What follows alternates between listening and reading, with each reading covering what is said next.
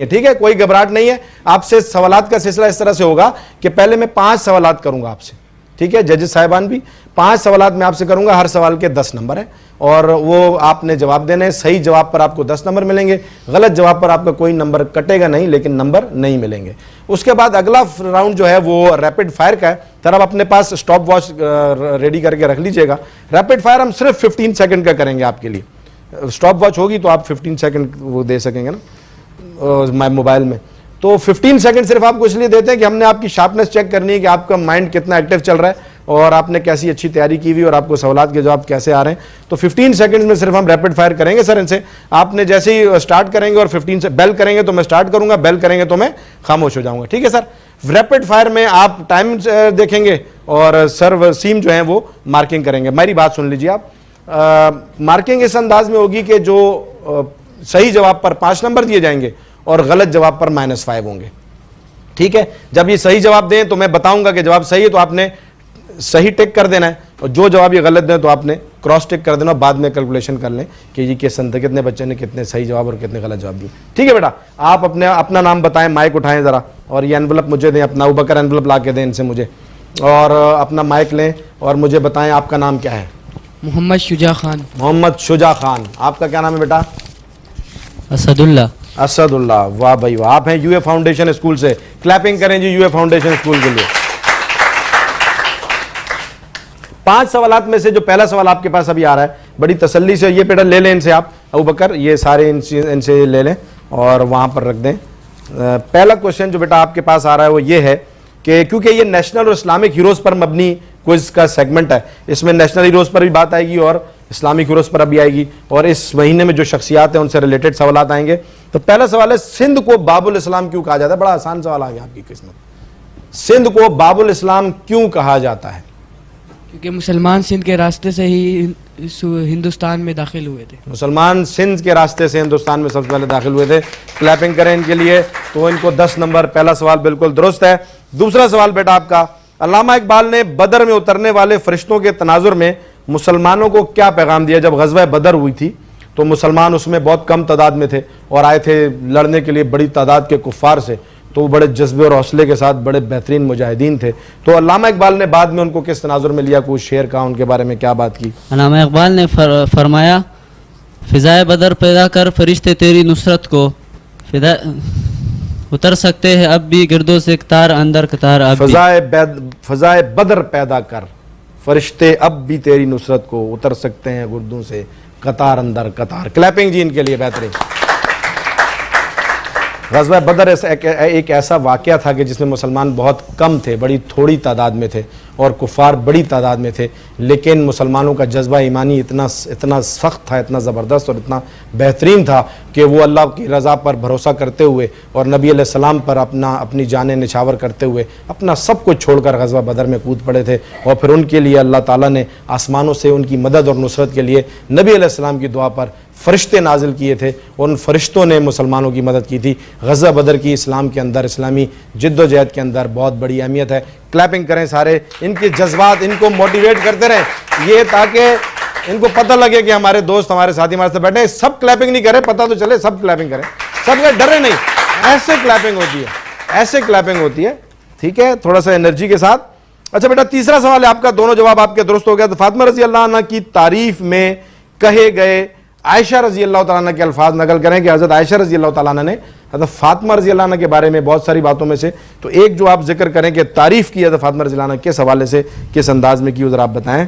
मैंने फातिमा के बाप के सिवा उनसे बेहतर इंसान नहीं देखा और तरीक़े आदात में हुज़ूर सल्लल्लाहु अलैहि वसल्लम से करीब फातिमा के सिवा कोई न था। दुरुस्त जवाब है जी, बेहतरीन। हज़रत आयशा सिद्दीक़ा रज़ी अल्लाह तआला अन्हा हज़रत फातिमा रज़ी अल्लाह अन्हा के बारे में फरमा रही कि मैंने इनके वालिद के बाद, यानी उनके वालिद कौन थे? हज़रत मोहम्मद सल्लल्लाहु अलैहि वसल्लम।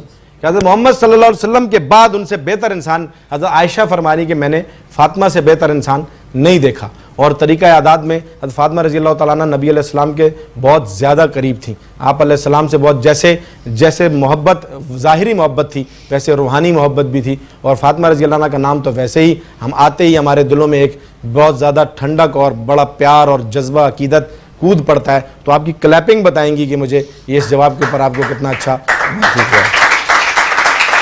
दुरुस्त जवाब है। हज़रत हुजूर सल्लल्लाहु अलैहि वसल्लम का पहला निकाह किन खातून से हुआ और कौन सी उम्र में हुआ? आप सल्लल्लाहु अलैहि वसल्लम का पहले निकाह उम्मुल मोमिनीन हज़रत खदीजा रज़ी अल्लाह अन्हा से हुआ। निकाह के वक़्त आप सल्लल्लाहु अलैहि वसल्लम की उम्र 25 साल और हज़रत खदीजा रज़ी अल्लाह अन्हा की उम्र 40 साल थी। जवाब दुरुस्त है जी, जवाब दुरुस्त है। पहला निकाह, अभी ये 10 रमज़ान गुजरा है, कल हज़रत खदीजा रज़ी अल्लाह तआला अन्हा का यौम वफ़ात। आपने बेटा याद रखना है, जो लोग मेरी बात सुन रहे हैं, जो बच्चे प्रोग्राम देख रहे हैं, जो बड़े भी देख रहे हैं, कल हमारे सर ने कहा कि ये सिर्फ बच्चों के लिए नहीं, बड़ों के लिए भी है।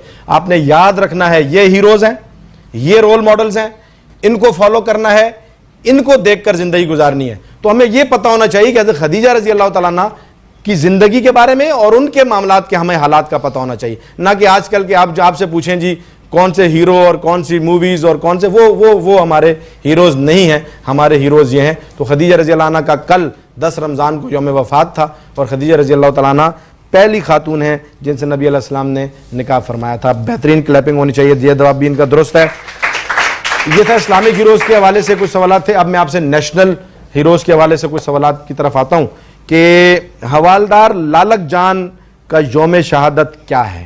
हवालदार लालक जान आपको पता है हमारे बेहतरीन सोल्जर्स में से और सिपाहियों में से। पाकिस्तान फ़ौज, अपनी फ़ौज के लिए क्लैपिंग करें जी, अपनी पाकिस्तान आर्मी के लिए कि हमने उनको इतने, जो आज में और आप इतने मज़े से पाकिस्तान में सुकून से जी रहे हैं, ये हमारी फ़ौज को क्रेडिट जाता है। ज़बरदस्त तरीके से क्लैपिंग होनी चाहिए, हल्की ठंडी क्लैपिंग नहीं चलेगी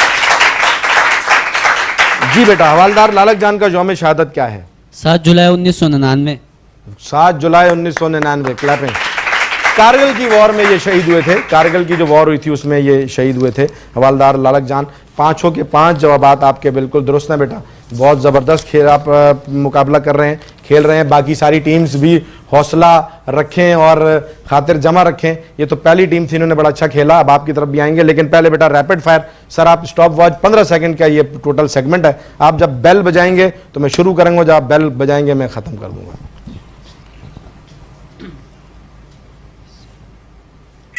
फातेह सिंध किसे कहा जाता है?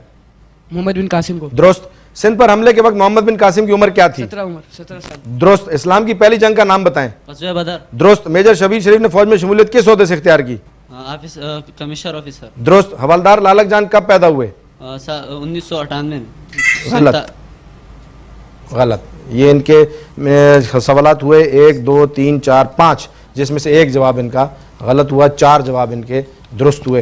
तो एक इनके माइनस में चले जाएंगे। बेटा अगर जवाब ना आए तो पास कर देना है उसको। गलत जवाब देने पे -5 हो जाते हैं और सही जवाब देने पे +5 है। अगर आप पास कर देंगे तो फिर आपके नंबर नहीं कटेंगे।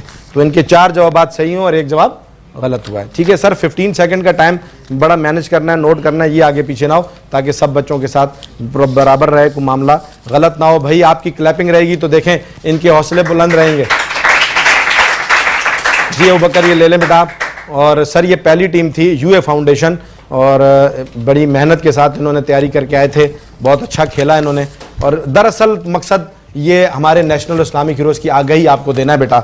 आपने इन चीज़ों को याद रखना है जो आपको इस प्रोग्राम के ज़रिए से और फिर आइंदा भी आपके स्कूल में जो मेहनत चल रही है आपको ये चीज़ें याद रहें और ये फोकस करना है कि हमारे असल हीरोज़ ये हैं, हमने इनको फॉलो करना है, इनकी ज़िंदगियों से सबक सीखना है। हमने आजकल जो हमें दिखाया बताया जा रहा है उस तरफ नहीं जाना बल्कि अपनी असल से वाबस्ता रहना है। ठीक है बेटा, क्लैपिंग करते रहेंगे तो मुझे पता चलेगा कि मेरी बात भी आपको अच्छी लगे।